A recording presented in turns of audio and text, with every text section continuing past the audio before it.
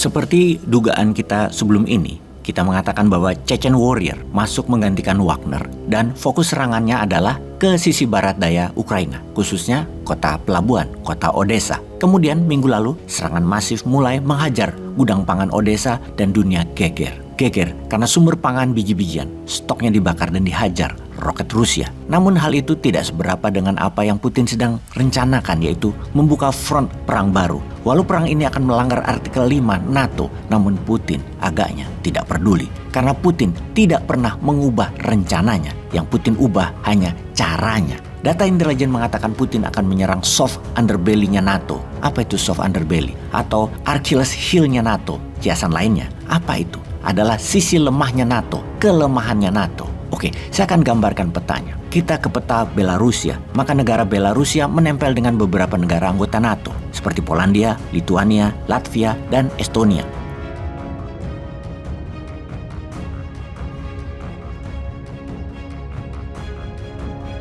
Kita memfokuskan ke sebuah wilayah antara Polandia dan Lituania. Ada wilayah milik Rusia bernama Kaliningrad.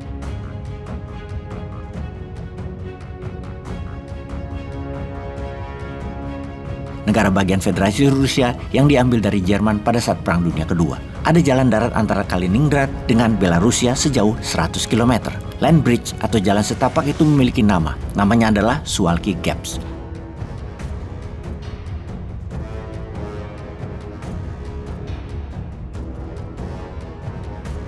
Atau Suwalki Corridor atau celah Suwalki yang merupakan wilayah NATO tentunya antara Polandia dan Lituania. Celah Suwalki inilah yang disebut sebagai NATO soft underbelly atau NATO Achilles heel. Titik terlemah NATO bahkan disebut sebagai wilayah paling berbahaya pada saat ini. Karena melalui Suwalki inilah Polandia menghubungkan ketiga negara Baltik, Lituania, Latvia, dan Estonia. Dan ini merupakan cross pertemuan juga dengan Belarusia ke Kaliningrad. Kalau wilayah itu diserang Putin, maka tiga negara Baltik tersebut akan terputus hubungan daratnya dengan negara NATO lainnya. Bisa dikatakan bahwa Suwalki Gaps dalam militer bisa merupakan choke point-nya Putin untuk mencekik tiga negara NATO tersebut. Setelahnya tentunya. Sejauh ini Kremlin tidak mengatakan apapun, namun baru-baru ini parlemen Rusia menyebutkan kalau ada operasi militer maka tidak satu tentara Rusia pun yang melakukannya. Lalu siapa?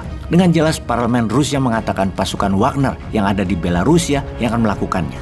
Nah, di sini kita mulai mengerti lagi permainan tingkat tingginya Rusia. Kita bisa memperhatikan di mana pasukan Wagner saat ini sedang berlatih di barak militer Belarusia dan merekrut pasukan baru. Kalau melihat persiapan Wagner diperkirakan hanya dalam 24 jam, Suwalki Gaps akan terambil oleh Rusia. Pertanyaannya, akankah Putin memberikan perintah itu segera? Suwalki ada di wilayah NATO. Melakukan penyerangan ke salah satu anggota NATO akan melanggar artikel 5 yang menyatakan serangan ke salah satu wilayah atau anggota NATO artinya melakukan perang dengan seluruh anggota NATO yang saat ini berjumlah 31 negara. Kalau hal itu dilakukan artinya secara official Rusia akan berperang dengan NATO. Apakah Putin berani mengambil resiko berperang dengan NATO secara resmi? Kita hitung sebentar kekuatan Rusia di Kaliningrad. Ada 15.000 tentara Rusia di Kaliningrad. Ada pangkalan peluru kendali nuklir. Ada angkatan laut Rusia, armada laut Baltik. Di sisi Belarusia ada 20.000-an tentara Wagner atau War Dog ada di sana. Land bridge attack atau serangan mengambil jalan utama pernah Wagner lakukan sewaktu mengambil Crimea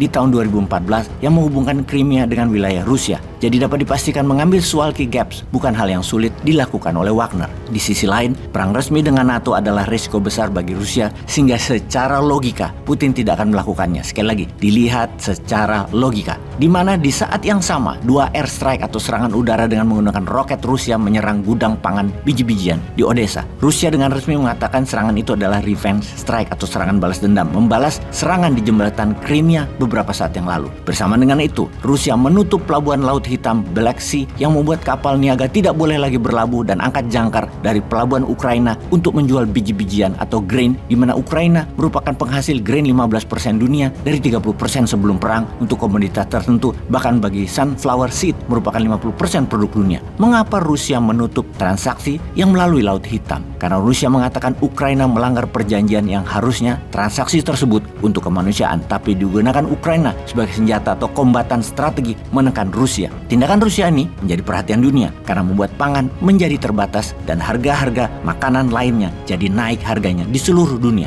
Di dunia sekarang ini, serangan ke kota pelabuhan Odessa yang makin meningkat akan mengganggu lebih parah lagi ketersediaan grain atau biji-bijian di seluruh dunia. Kita simpulkan, kembalinya Wagner bersiap di utara untuk mengambil Suwalki Gaps ke Kaliningrad sebagai langkah ancaman mencekik 3 negara NATO. Serangan ke Odessa dan menutup jalur laut di sisi barat laut Ukraina adalah upaya Putin mengancam Eropa, NATO khususnya untuk stop mempersenjatai Ukraina karena tanpa senjata dari NATO, Ukraina dalam hitungan hari tidak punya pertahanan lagi dan pasti jatuh ke tangan Rusia. Dengan Rusia melakukan weaponized food, pangan sebagai senjata tekan, dunia sekarang panik. Indonesia, piye kabari? Indonesia kok masih impor beras sih? Kapan mandirinya?